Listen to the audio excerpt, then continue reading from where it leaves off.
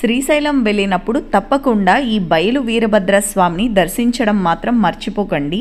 చాలామందికి తెలుసుండొచ్చు, కొంతమందికి అయితే మాలా తెలియకపోవచ్చు కూడా.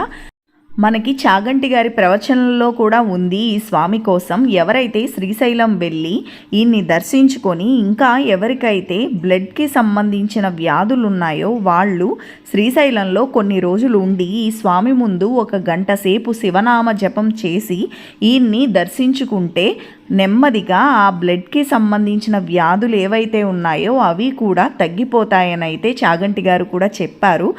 ఇలా స్వామిని దర్శించుకోవడం చాలా మంచిదట, తప్పకుండా దర్శించుకోండి. శ్రీశైలం వెళ్ళినప్పుడు మేము కూడా బయలు వీరభద్ర స్వామిని దర్శించుకున్నాం.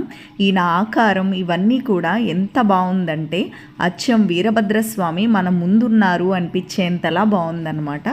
అలాగే అక్కడ వాళ్ళు మాకు చెప్పింది ఏంటంటే ఈ బయలు వీరభద్ర స్వామికి 3 ప్రదక్షిణలు చేసి స్వామివారి పాదాలకు దండం పెట్టుకుంటే ఏ కోరిక అయితే కోరుకుంటారో ఆ కోరిక తప్పకుండా నెరవేరుతుందని అయితే అక్కడి వాళ్ళు చెప్పారు.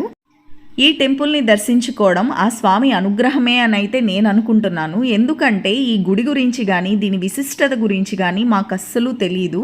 జస్ట్ మా రిటర్న్ జర్నీ 2 అవర్స్లో ఉందనగా అక్కడున్న వాళ్ళ ద్వారా ఈ టెంపుల్ గురించి తెలుసుకొని స్వామిని దర్శించుకోవడం అయితే జరిగింది. కొన్ని మిరాకిల్స్ అలా జరుగుతాయేమో.